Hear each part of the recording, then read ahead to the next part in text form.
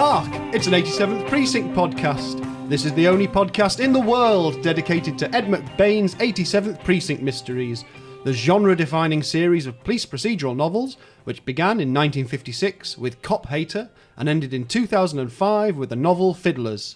There were 55 books in the series, and today's podcast is all about book number 20, which is Doll. To review the book, I'm joined by two notorious jailbirds from Sing Sing, Mr. Morgan the Gouger Brown. Hello. And Mr. Stephen the Tunneler Royston. Hello. Oh, we sounded that notorious there, did we? Oh well. Well, that's perhaps the key to your success. That's it, yeah. And anyway, here's the usual reminder. You can find us on all social media, podcast apps, YouTube, Instagram, etc. as Hark87 Podcast. And if you'd like to drop us $3 for a digital coffee, as so many of you are doing, I mean, we can't help but move for emails confirming the amount of contributions. You two just had coffees. I never had one. They were real coffees. Oh. Anyway, we've got a coffee site, ko-fi.com/Hark87 Podcast, and you can donate towards running the show if you like to. We're going to carry on anyway until they drag us away. Which they inevitably will. Yeah. So it's been a little while since the last podcast, or the last book podcast anyway, but in the interim, I interviewed James Naughtie. Oh, yes, you from did. the BBC. Very, And put that out as well, so... very prestigious. That was a high-profile guest. Mm-hmm. I hope everyone enjoyed that. He very much enjoys Ed McBain, very passionate reader of mysteries. And so, yeah, that was a very nice treat. Hopefully we'll be able to talk to him again at some point in the future, do a slightly longer podcast. Right, let's get on to Doll, because this is the second of the 87th Precinct books that come out in 1965. Okay. The last one being He Who Hesitates, the one we did before. Although the copyright date for this book is the 11th of October 65, I think it came out around December. But when we have two in a year, I normally turn over our little chat about what was going on in the charts over to Christmas. And actually, we're nearly at the Christmas season. The lights are up in a lot of places. They did the switch on at my work yesterday. Turned some trees on. Yeah, so it doesn't hurt to start getting a bit Christmassy. So Crimbo 65. Crimbo 65. Well, I'm not going to go mad on this because I think there's a lot to talk about with this book. But we'll have a look at the charts. And so if you can, as always, if you can think what might have been dominating the charts here in America in 1965, Christmas Day. Matt Munro. No Matt Munro. No Rat Munro. No Matt Munro. He said, having to look really close. Somebody like him. Well, it's 1965. So, you know, the Beatles? The Beatles are number one in the UK. I prefer Matt Munro's, I guess. What were the number one with at Christmas? Double A side, 1965. What, Penny Lane? And... No, that's a couple of years early there, aren't we? It would be... the cogs are turning. Very, very slowly. I can't even think. Isn't that terrible? So, let me have a guess then. Go on then. I always think Penny Lane's earlier than it is. I always put that in about... Day Tripper? It's Day Tripper. Yeah. Backed with We Can Work It Out. Or not backed with it, but double A side. So both they were number one. In the UK anyway. We weren't in America. Although America's still Brit invasion crazy at this point.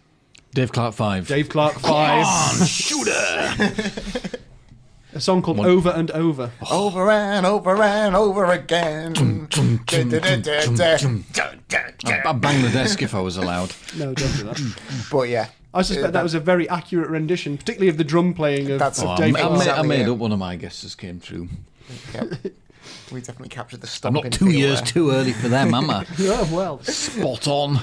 Yeah, but when it gets to the time when you can guess Penny Lane, you're going to choose something else, aren't you? Well, I am, yeah. Anyway, there's a few little interesting ones, actually, between the two charts. For instance, in America, I only printed out the top 5 for the UK, but I printed out the top 8 for the American charts, just because at number 8 is England Swings by Roger Miller. Like a pendulum do. England swings like a pendulum do. Bobbies on bicycles, 2 by 2. Westminster Abbey, the Tower of Big Ben. the happy little face, the happy smiling faces of the little children. How on Excellent. earth do you know the lyrics to that song? England swings like a pendulum do. I only knew that line. But I obviously should have been paying more attention Because to the rest of it. He's the good Durham Town guy, isn't he? And Leaving's going to get him down. Was he not a whistling man, Roger Miller? Yeah, No, that's Roger Whittaker, isn't it? Yeah, I do tend to get the... Roger. So was Durham Town Roger Miller's Whittaker? King of the Road. Oh, Yeah, right. that sounds about I'm right. thinking of Roger Whittaker. Yeah. Just thinking, We're always how thinking on of earth Roger was he Whittaker. at number 8 in the American charts? Who did Durham Town? I don't know. Listeners, if you know who did Durham Town, It was a stupid song about Durham Town, and he had Oh, a he's- beard. This fella. that could It be was called Whittaker. Roger. I think it might have been Whittaker, yeah. Roger. I think it. So, One of the notable Rogers. Notable Rogers of the past. see, to me, Roger Miller played for Cameroon in the 1990 World Cup. It was a man of many talents. And all the while he was singing England swings like a pendulum do. I think there's also a Roger Miller in Yeah, it's Whittaker. Mission of Burma too. A Mission of Burma. So, wide and diverse range of I musical would love to styles hear a there. Mission of Burma cover of England swings. Yeah, it was Roger Whittaker. Okay. So that's why I was so surprised that he was at number 8 well, with the you know, song about swinging England or whatever it's called. We've 'Cause barely started the podcast the- and there's been a surprise Roger. the least swinging man Yeah, it's true. ever. But there, the American chart, number 2 is Turn, Turn, Turn by the Byrds. Nice. Folk rock kicking in there. But number 3 is I Got You, I Feel Good by James Brown, Excellent. which is pretty heavy. Some good chowns. Yeah. Dave Clark all over them all. Yeah, obviously pipping James Brown at the post as would always be the case. Yeah. The more authentic performer. Well, James Brown was never a stuntman like Dave Clark was, you see. He thought he was the hardest working man in show business, but he'd not met Dave Clark. No, he hadn't. Wasn't as loud on the drums He anyway, certainly was he? wasn't. Or as relentless. So in the top 5 of the UK, there's 2 entries in the top 5 for Ken Dodd. Excellent. Of course, yeah. Happiness? Is not one of them. In fact, almost the opposite, Morgan. Tears? Tears is the other. It's the only other one I know. And there's one called The River. The river. I don't know if it's Mersey themed, but it's Ken Dodd, for folks who don't know, was a Liverpudlian comedian, and he was very, very popular, particularly when sort of Beatlemania and the Mersey sound craze kicked off, and everything sort of northwest and Liverpool was very, very popular. And he died this year, didn't he?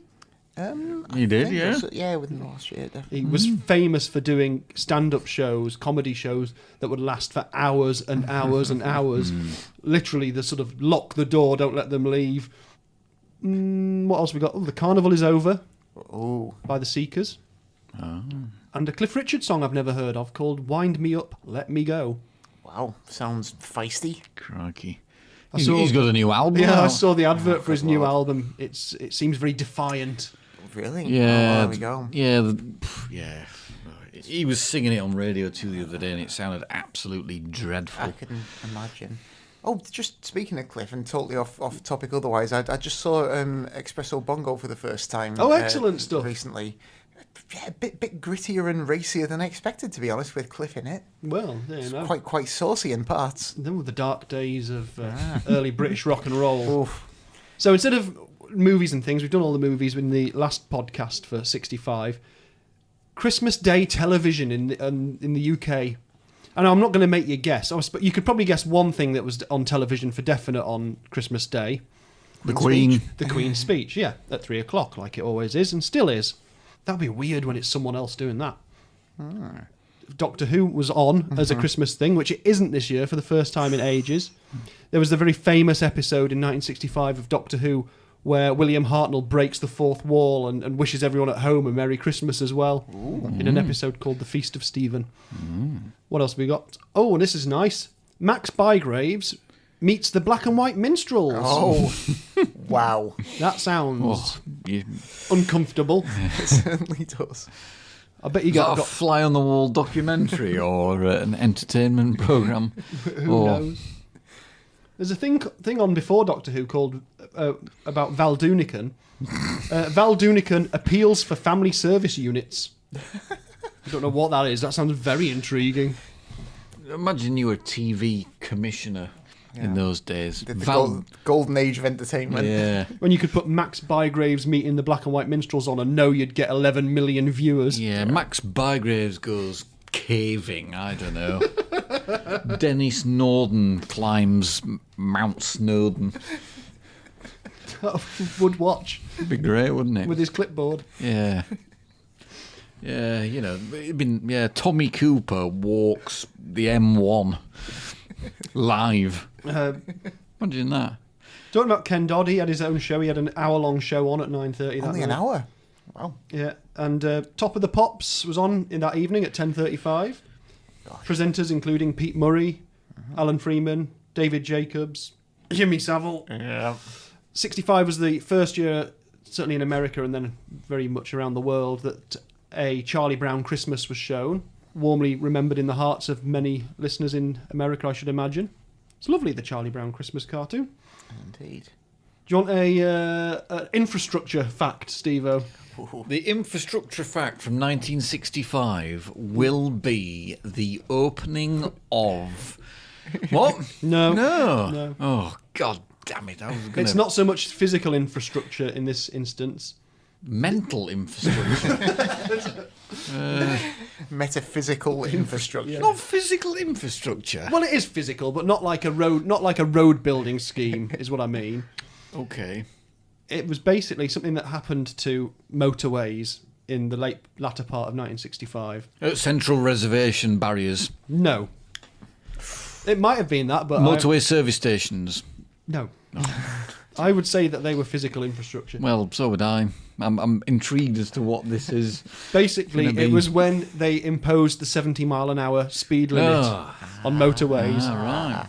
And all these motoring journalists were up in arms because they couldn't do 120 miles an hour down a motorway. Because I think prior to that, there'd hardly been any traffic on them, so people were just razzing around on them. Yeah. And then party poopers put a speed limit on. Well, it was introduced by the transport minister for the time. He was called Hugh Fraser, who this journalist described as a dour Scotsman with little experience or knowledge of cars and modern driving conditions. The idea that modern driving conditions would be allowing people to go 120 miles an hour down a motorway. He's there in his horse and cart going, slow down! Well, you know, slow down! Well, before in the early days of the motorway, they never had a barrier in the Central Reservation, so people used to drive up one side and just do U-turns and come back the other, because they were a bit of recreational kind of use, because they were so strange. There you go. Oh, I thought it was going to be the opening of some bridge or something. I was I'll try and find one for you next time. I'll do my level best. We're in, mass expansion of the road system, really, in the UK. There'd be bridges popping up everywhere. This is what people tune in for. Absolutely. Think of a couple. Come for the Ed McBain, Imminent. stay for the British motorway history. I can think of a few imminent. Oh, right. Well, maybe I'll task you to find some out. Let's get to the book then. Sorry, everyone. Book? There's a book now. It doesn't feature any of the things we talked about. This was a major infrastructure project of a literary nature. Literary infrastructure. 1965 then, second book, 20th in the series. And I reckon that this is a significant departure. Not a departure, a significant step in the development of the books. I wouldn't disagree there.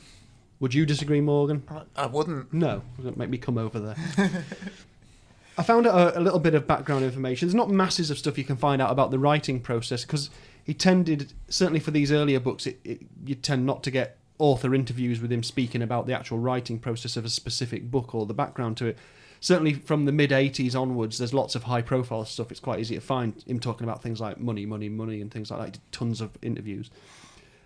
But in the archive, in the Ed McBain archive that's held up in Boston, I did find that the archive contains 17 pages of handwritten notes for this, 2 photos of the character Tinker Sacks, and that is the reproductions, presumably, that are in the book. Obviously, the typescript notes and rewrites of Doll, an original rough draft with some revisions, and then a bunch of letters. Now, this intrigued me. There was a bunch of letters in the box where Doll was stored. Not that I can read them, but I know what they are. Some that were written to Mrs. Ambler, some that were written to Mr. Ambler, the Mr. Ambler being Eric Ambler, the author, who wrote a lot of important spy novels, of which I've never read a single one, but apparently really, really good and really, really significant. He was like one of Graham Greene's favourite writers, dead influential on the spy genre. And then that led me to think, well, I wonder if I can find out what their relationship was, because apparently some of these letters were to do with information about drug laws, which feature in this book. And this same place that holds the McBain archive also holds the Eric Ambler archive. And in the Eric Ambler archive, it says, the only entry for Doll says, second draft of screenplay based on the novel by Ed McBain. Mm-hmm. So Eric Ambler was apparently writing a screenplay based on this book, and no film emerged. So there is no film adaptation of Doll.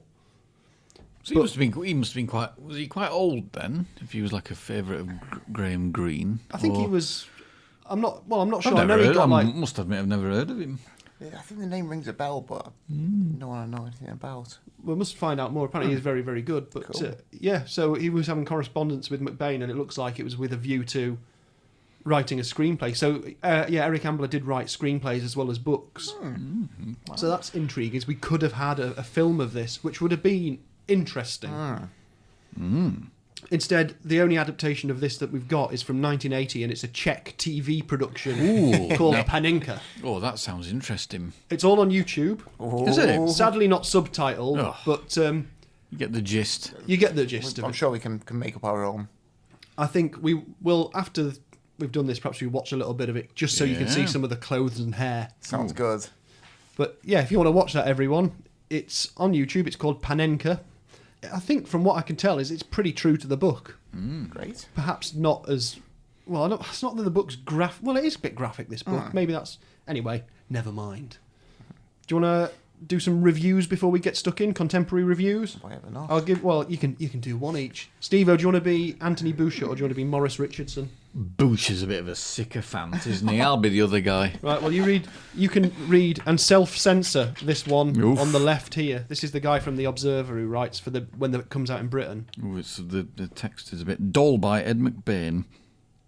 Hamish Hamilton. Small daughter of... Oh, well, we're giving the plot away a bit. Should we scan it? While Steve-O scans the review from Maurice Richardson... Well, no, I'll just put blanks in. I'll do a bit of I blankety suspect this is blank. going to be almost entirely blank. Because I can't work. I'm not that quick-witted. Doll by Ed McBain. Small daughter of blank New York fashion model. Not New York. Hears through the wall her mother being stabbed. That's fair enough. yeah. Detectives Carella and Berkling investigate together, then quarrel. Carella carries on. The doll clues lead him to the source. He gets blank, blank, blank, and blank. blank full of blank by nightmarish, sadistic blank, who's blank. But read it yourself, it's quite short. One of McBain's very best, and the horror isn't unduly played up. So it's a good review, but the main content of the review is just listing what happens in the book.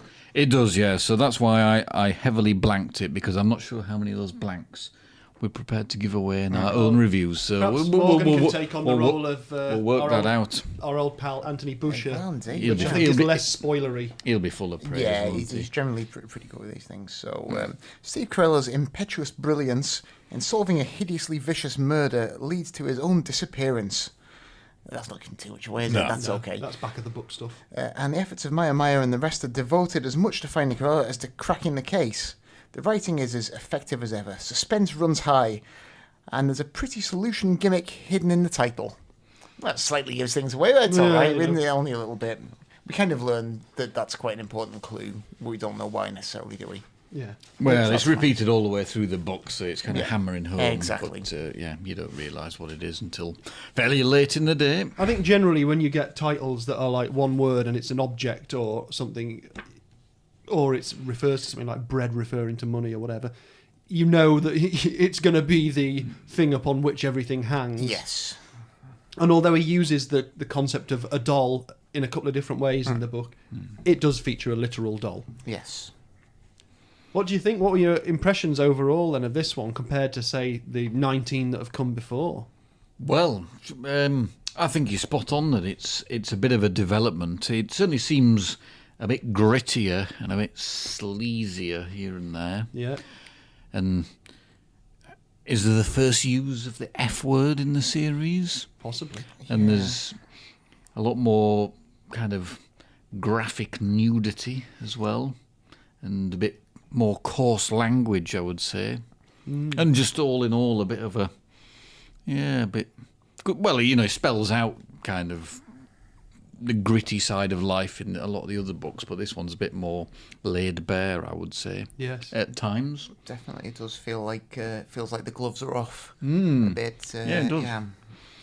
I wonder whether it's that he felt that he was more able, sort of given the prevailing mood of how things were developing in, film and TV and sort of, because you can't imagine this having been adapted for the 1962 TV series, Yeah. the 87th Precinct, which was so sort of clean cut. If you think a lot of those, we always used to kind of mention that they could have made those with very little adaptation to the plot, whereas this would. You couldn't have put this onto prime time TV. TV. Yeah, just the subject matter really. So there's a bit of a shift really. It takes a step up in sort of the visceral quality of what happens in it. It is violent in very specific and quite nasty ways, right from the off as well. And the procedural thing all hangs around a very emotional state for the cops to be in as well. Absolutely. So if we sort of begin at the beginning a little bit, I think like the first chapter, right off the bat, is the murder that happens. This is our before we meet Columbo scene type thing, pre-credits scene as I like to call them. And it's straight away, it's right in with a proper vicious stabbing. Slashing and all sorts. And it's all made even worse, even scarier by the fact that we're more or less told it from the perspective of a small girl who's listening to this in the next room. And it's her mother being killed. So this is the model, Tinker Sachs, who's the victim in this. We learn very early on. And I know we've seen a lot of deaths early in the books, but there's few that are quite so terrifying and feel so brutal. It certainly does. Yeah, certainly up to this point in the series, it's particularly hard hitting, isn't it? Yeah. Compared to what's gone before. Then in chapter 2, I think you're back to a fairly classic. Unusual McBain character number 1 in the book, the main one, good old Cyclops. Yes, this is great. This is one of the things with McBain and his characterisation. He could have just had anyone be the elevator operator in the building where the murder happens. Instead, it's a 6 foot tall, or over that, totally bald man with only one eye, who's nicknamed Cyclops. Yeah. And yet he draws him, and he just seems totally real. Yeah. And this is the skill, I think, of McBain with these characters. Is that could be a real sort of. I mean, on TV, if somebody introduced that character and it was cast to be like that, you'd go, whoa. You'd just be watching this going, what on earth has the elevator operator only got one eye for? It's totally preposterous. But I don't know whether that's to kind of serve, because there's a lot about Kling in this being a bit of a pain in the ass. And so whether it kind of plays into his perception that Cyclops is a rubbish witness. Or he kind of thinks he is, doesn't he? Just because he's just got one eye.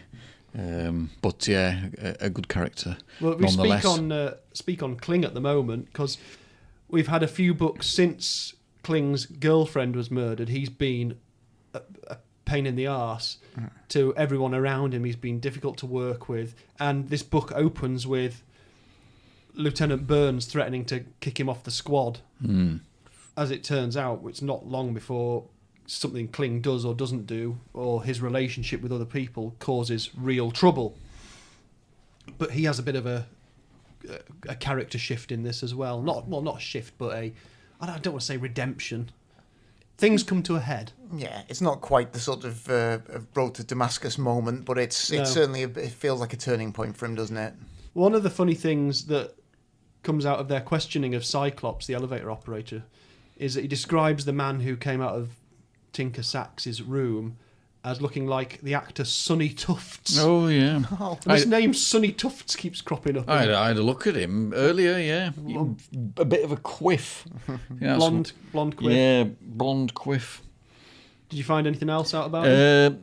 Not much. He was an alcoholic who died at 58. Yeah. But I think he's one of the main Paramount actors of the 40s who's starred in tons of films you've never heard of, but would undoubtedly have been a fairly He was a common leading man for a while. Yeah, and then I think his career hit the rocks somewhat due to his lifestyle, and he got plenty of lawsuits for biting women. That seems to be. But he had a bit of a fairly, imagine Tintin crossed with like a quarterback, a fairly muscly guy with a quiff and a big barrel chest. Proper all-American. So you can imagine what he was like. So yeah, I'd never heard of him actually, but well, it's there's a great bit when the guy describes him as saying his hair's like Sonny Tufts' hair. I first have thought, well, Sonny Tufts sounds like a made-up name. Also, the fact that Corella goes Sonny Tufts, like, what a reference point. Because by 1965, this guy had already become legendarily sort of I think he was useless. He was doing bit parts in TV. I think he was a spent force really. I think he starred in My Mother the Car. All right. Which I think we mentioned in one of them. Brilliant. Before. It turns out that the only lead they've really got to follow is what the elevator operator has told them, and that she was a model, so they go to the modelling agency. And the modelling agency is one of those settings that McBain uses, which is out of the cop's comfort zone. It's so its own world. You do feel like if he'd have wanted to, he could have written a book about that modelling agency, because he sort of is so good at capturing those little snippets of environments. Corella and Kling are there, and they're trying to get through these really highly decorated rooms where you can't tell where the door and the wall ends, and they feel just really foolish because there's all these glamorous people there and all this. He loves stuff like photography studios and fashion studio. There's always people crop up in plenty of the books who are from such industries. I suppose that was industries that he would be reasonably familiar with. I suppose. I suspect, given that this is a sort of Manhattan world. Yeah, there'd be plenty of them kicking around from a kind of definitely realistic point of view as well. Yeah, but he meets the couple who run that, and he's got Sonny Tuft's hairdo as well, hasn't he? He looks very Sonny Tuft. Yeah, it's remarkable how many people are going around with Sonny Tuft. In this book, there's quite a few of them. So popular stylistic choice of the day. 19 books, no Sonny Tufts. Doll, Sonny Tufts all over the place. Then another 35 without any. So you're at a loss as to which Sonny Tuft we're looking for here. Is it the man at the agency? Is it not? But basically, Kling's in such a shitty mood all the time that his questioning technique is so bad that Corella basically says, "Bugger off back to the squad room and leave me alone to do this stuff." So then that's a big no-no. You don't leave your partner behind. He gets some photos though, didn't he? You mentioned them earlier. Yeah. When before he leaves the studio, he gets some. I don't know what you would call them. Well, it's like the promotional stuff. Yeah, promotional photos. Tinker Sacks. A bit of a portfolio, isn't it? Which are reproduced in the book, and I must have to say they're highly unusual, because what one's fairly impressive as a close-up of the eyes. Yeah. And then the second one is fairly terrifying in that the way that the contrasters work, the face looks like it's drawn on. Oh yeah, it does. And then the third one doesn't have a face. Blanked out face, yeah. And then the fourth one looks even more drawn on. So it's like... It looks like the most extreme Instagram filter you could possibly do. It's like that flipping cartoon version of Lord of the Rings they made at the end of the 70s, where it was like live action rotoscoping. So like an actual photo that, in order to obliterate the actual face, they've kind of obliterated it and drawn on, because that's definitely drawn on, isn't it? It does look it very much so. So they're fairly creepy, to be fair, apart from the first one. But but anyway, that's just in terms of reproductions and insets in the book. Quite interesting. We don't usually get like 4 pages of photos. No. Indeed. So that was a little treat there. But that's the first of numerous in this book that I suppose we will. Reproductions of letters and poetry and Airline schedule. Yeah. There's also he was going hell for leather with the insets on this one. Yeah, so which is always good. Yeah, that's definitely that's definitely a tick in my 87 Precinct bingo boxes. Reproductions of forms or letters or photographs or things like that. Yeah, I wonder if there was a conscious effort to get back to things like that after the sort of slight detour of He Who Hesitates. Well, on that matter, our friend Stella gave us her thoughts on this one, and saying that she thought that this book was always a memorable and favourite of the 87th for her, but it's even better when you read it after He Who Hesitates, because there's so little procedural stuff in He Who Hesitates that it comes back in. It feels like it's really sort of dramatically back in force in this one. And it certainly is, because you do get stuff from the ME and from the lab and all that sort of stuff as well. So one of the heroes, the unsung heroes of this book, is Paul Blaney, the medical examiner, who doggedly does his job properly and therefore helps to move the investigation on. Because the investigation, such as it is, could have been over in Chapter 3. Because Corella, having kicked Kling back to the squad room, finds something out, we're not sure what it is, picks up a doll from the crime scene, rushes off to do something, and he ostensibly has solved the crime. Yeah. Well, if he hadn't sent Kling home and he added his partner, it would have been a 3-chapter book, this, and over and done with. Definitely. But things go a bit pear-shaped. That's an understatement, really.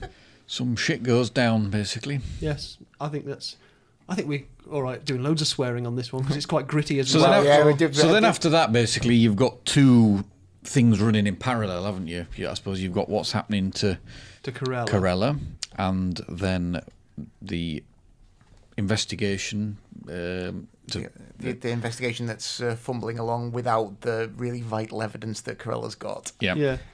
And the massive stumbling block of Tinker Sax's ex-husband, who obviously comes back to get his child. He's an archaeologist or something. Yeah. He's out looking for evidence of a tribe that used to be in Arizona.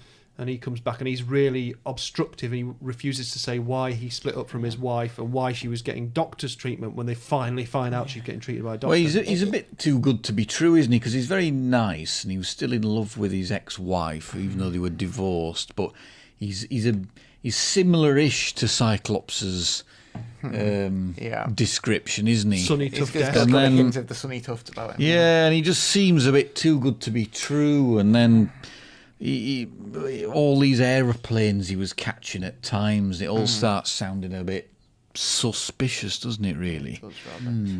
I also was a bit confused by his kind of obstruction of the case, because he must know that an autopsy is going to happen, and he must know that when the autopsy happens, the thing that he's trying to hide is going to come out anyway. Yes, exactly. And even when ultimately they track him down in context of this doctor that's involved in the case, the doctor is very, very helpful. He knows that if the police are asking him questions, he has to answer honestly. And Tinker Sax's husband, Dennis, is still sat there going, "No, I'll get you struck off. No, why?" It's like, just calm down, man. They can't say that to him. Can't say calm down, man. No. Well, they probably could have done.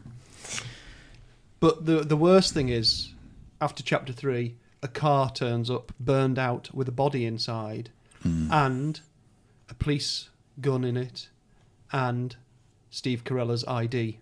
Now, I don't think it's a spoiler to say Corella obviously survives, because we've talked about him being in all of the books.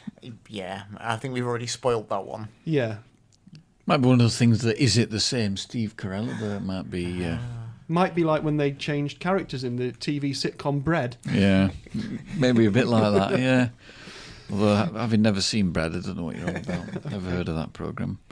But no, yeah, of course. I don't think it's seriously, even when you're reading this without any reference of any other books, it never comes across, I don't know, a bit easy to say if you know he doesn't die, but he doesn't come across as though you really believe he's dead, if you see what I mean. Yeah, you just have to live the reactions of Teddy Corella and you know, Kling and Meyer. Yeah, you just think, well, you know he's not dead, but at that point, but what on earth's going on, and who is dead, and why isn't he dead? Because he's been initially held hostage, isn't he, by the perp, and then you don't understand why they would quite reasonably have bumped him off, and therefore, yeah. What is very interesting is the montage sequence, basically, which talks about the reactions of the various detectives on the squad. Oh, yeah, it's good. Reacting to the different one, which is in chapter 5. So obviously the chief of the detectives, Lieutenant Burns, has to tell Teddy Corella that her husband is probably dead. I mean, at this point, Teddy must be like the most stressed wife of all time, because Corella is repeatedly shot and left for dead. He's, of all of the cops, he's the one who's, apart from the events where Virginia Dodge was in the squad room shooting Miss Scolo and people like that, Steve Corella really gets into some scrapes. He really does, yeah. For such a good cop, he does get hospitalised quite a lot. And now this. But then we have this montage of all the various cops dealing with it, how they deal with it. My personal best reaction, of course, is Andy Parker, who goes out and gets very drunk and finds a prostitute and is quite horrible to her, but then he's been like kind of fairly, I don't know, he was a good man. Yeah. I don't know, I always hires enjoy a prostitute to not sleep with, just to have someone to talk to. It's a tragic side to Andy Parker, really. Well, he's a bit of a tragic character, isn't he? But I always enjoy reading the bits with him because he's. It opens with him saying that Parker hated Corella, but there's some sort of bond there of him. He knows that Corella's a good man and he's a good cop, and if it can happen to Corella. Yeah. But he's not the most in touch with his feelings. No, he's not. No, cops, is he? No, certainly not. And one suspects he doesn't have a good support structure around him to help with these things. It's like Cotton Hawes goes to a movie and just sits blankly through it and all that sort of stuff. May goes to the park, I think, does he? Yeah. But Kling, Kling's obviously the one who's... Kling's fully in trouble because he left his partner to go off, having had the row with him, and Lieutenant Burns is like, I can't suspend you, but I am going to get you suspended. Oh, it's dramatic. It was a bit harsh, that, really, because his senior officer tells him to go home, so it's not really. Well, they do have Kling's words. fault. They do have words, and Kling stomps off at some point, so that does happen. But we should probably talk about what's happening to Corella at this point, without trying to give too much away. Well, it's very hard to. It is. He's not dead. We're gonna have to just deal with this. But he is chained to a radiator. He's chained to a radiator, and he's being tortured. Yes. By someone whose name we never learn. No, that's true, actually. Oh, yeah. We learn the name of the male perpetrator. We never learn the name of the female perpetrator who's holding Steve Corella hostage. Which is curious because we get we get to find out the name of the male person, but don't meet them until the very, very, very end. Yeah. And yet we meet his female accomplice much earlier, but never get to know her name, which is quite odd, really. But she's a fairly unique kind of character. Well, I think she's the most horrifying of his characters that he's introduced into any story so far. Even the deaf man has a different sort of agenda that's not personal. I know it becomes personal in later books. Yeah. It's more targeted. But she's got her personal thing of really, really hurting, breaking down, terrifying, destroying someone. Not even necessarily to kill him at this point as well. Literally wants to rip his soul out. And she's weird. Yeah. Just incredibly sadistic, really very, very strange. It's a sort of razor's edge of torture and sex as well in there as well. There's something going on, and it's Corella, and you're willing him with all your might to survive it. or to survive it well, to be strong throughout it. But he has a very, very hard time. He certainly does. But it takes them ages to find him. They've got to really, really piece this together. It does rely on evidence. Ultimately, it's them getting enough information to connect the dots of the few little bits of evidence that they've got. Well, it starts with the will, doesn't it? Because she'd... Yeah, so she's earning an absolute fortune. She's earning more than the President of America, it says at some point. And yet she just prepared a will only, a couple of months or so before her death, which is suspicious in itself. And she's got hardly any estate other than a Chagall. Which I think probably gets covered in blood quite early on. In scene 1. And so, the police they're quite suspicious about that, aren't they? And then that kind of does a bit of another classic, which I noted in this, which I think is something he's done in quite a few books now. The big secret of the victim, that's something that you don't find about them until very late on in the book, and it's a big revelation that the victim wasn't all that they seemed, and as soon as you understand what they were hiding, not that they were hiding, but the police hadn't sussed out, kind of leads them to right, well, if we know that, then it's not too much of a jump to work out what perhaps might have gone on. Absolutely. And that's a combination of the will business and then the following Dennis Sachs to the doctor and, like you mentioned, getting him to spill the beans, that whether we're going to spill the beans or not, perhaps we'll leave that to a blankety blank. Yeah. I don't know. Just be us saying the word blank for the rest of the show. It's graft anyway. It is police graft for them, and they're doing it through this emotional haze of knowing it's their colleague or thinking it's their colleague that's being killed. Because they're under no doubt. They carry on investigating the Tinker Sachs murder because they're under no doubt that was what has led to it's related in some way. Corella's death. I like the sequence where Maya has to ring up someone in the LAPD to find out something about a previous crime that relates to Tinker Sachs's life, and it's something from like way back when, 13, 15 years ago, and so he names the character from the LAPD that he's talking to on the phone, which makes me think, is there a parallel world, a parallel 87th precinct in LA, a series of books unwritten with these people happening over there? I like to imagine that there's an equivalent of this stuff going on in much more Hollywood sense. Oh, of course, yeah. But maybe that's Hollywood Station and all that lot. Oh, it could be, yeah. What's his face? Joseph Wambaugh, yeah. Yeah, we've never talked about Joseph Wambaugh on this, have we, really? No, should do. He's very much on the subject of books that are dark and horrible police stories, including procedural stuff.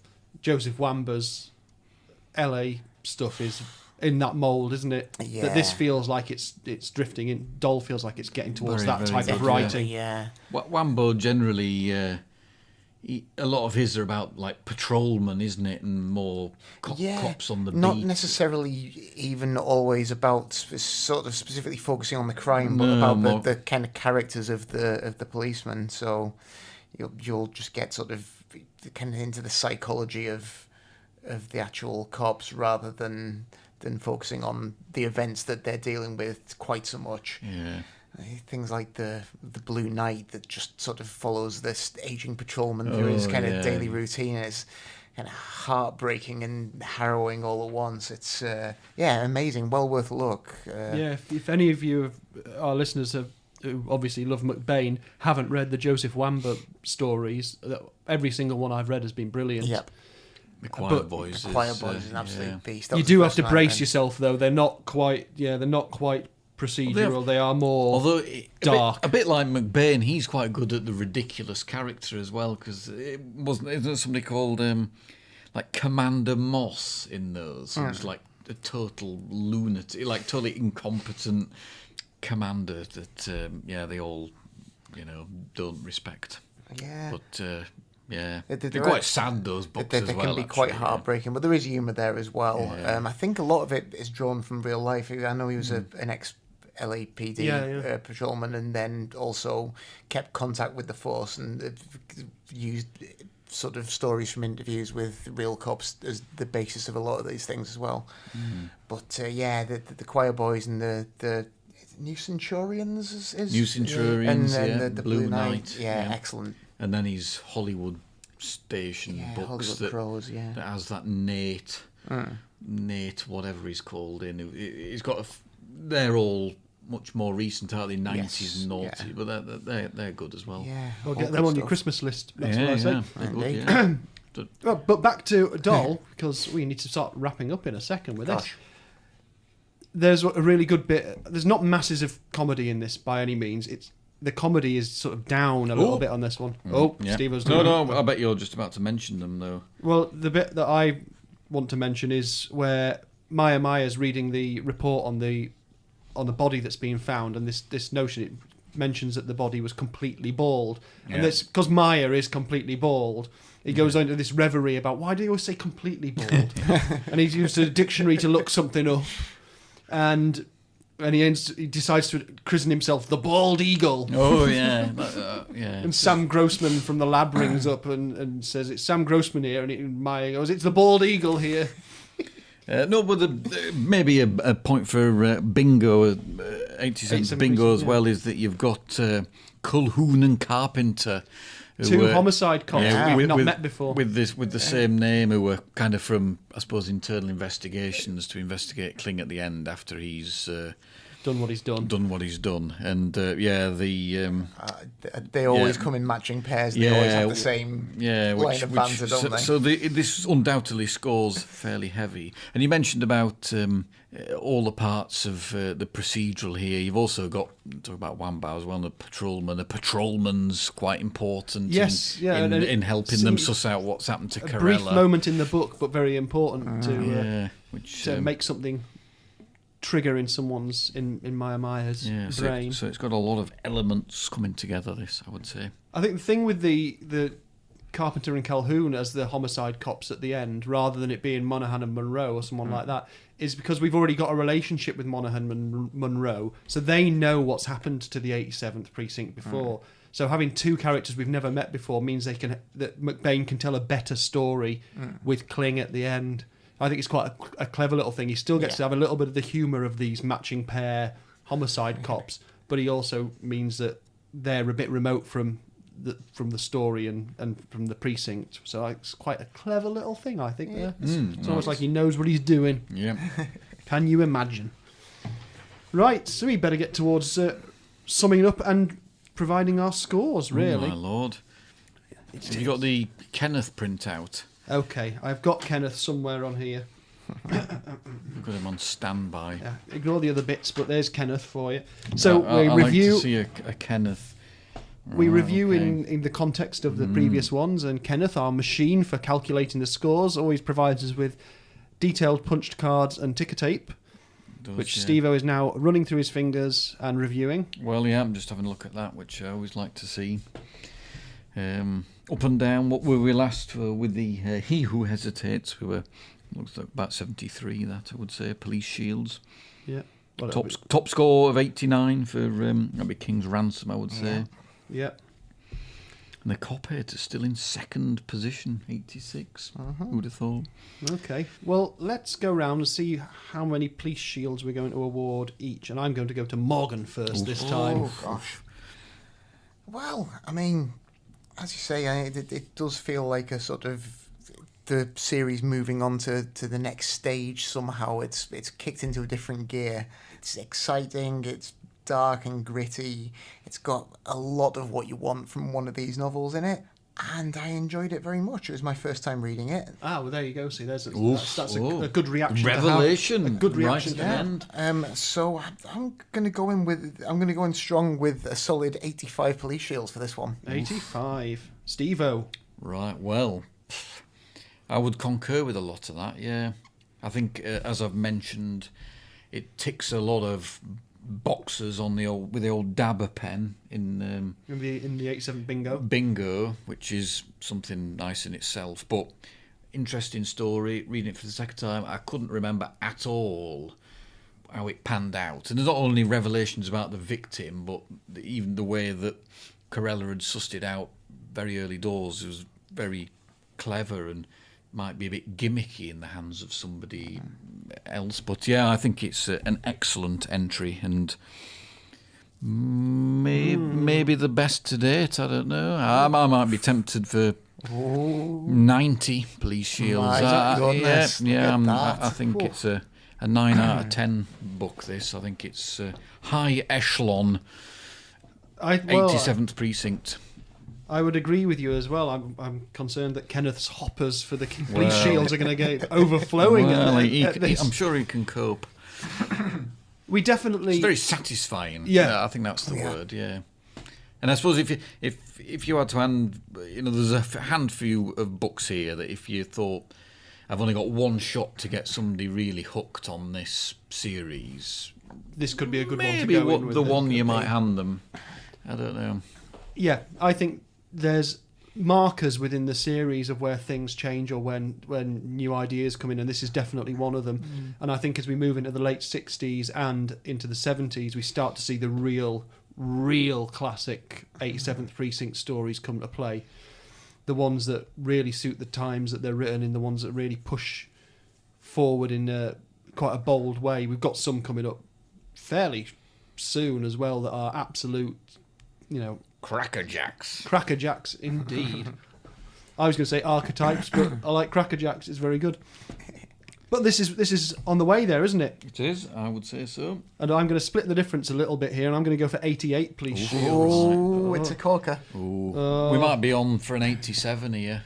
Or if you're rounding, yeah. You know what happens with numbers here? Oh, what's happening with Kenneth? It's taking so long. It's an 87 police shield score. That's perhaps 87. Where does that put it? Second, I think. Yeah, just behind King's Ransom. Tipped by King's Ransom, yeah. Yeah. Well, the graph will shoot right back up there. Which is perhaps fair, because King's Ransom's perhaps a bit more plot depth, maybe. And that's probably the most involved plot-wise, certainly from that era. But this, a bit of not sea change, but a certain different tone to this, I would say. Yeah. So get out there and read it. In We my haven't humble opinion. spoiled it too much, I hope. I actually I did a small amount of research go about this is the thing, but I don't think I can tell you what it was without spoiling a really vital part of the plot for everyone. So I might just not tell you. We could do that in the bonus, because then if people don't want to... Maybe we'll discuss it, and then we'll figure out if there's anything I can say about it in the bonus episode. Okay, we could always bleep it. Yeah. Like we were telling something slanderous that we had to get rid of. Yeah. Okay, well, we'll finish up there for the main episode. We will be returning, hopefully be able to fit one in next month before the Christmas period. Yeah, so have we will, yeah. Whether we do a full book thing or we do have a Christmas party, who knows? But we will be back, and the next book that we will be reading is 80 Million Eyes. Fantastic. The one about the killer fly. Yeah. So there's a teaser for you. So I'm going to say goodbye now, and I suspect my friends will do the same. Goodbye. Very well. See ya.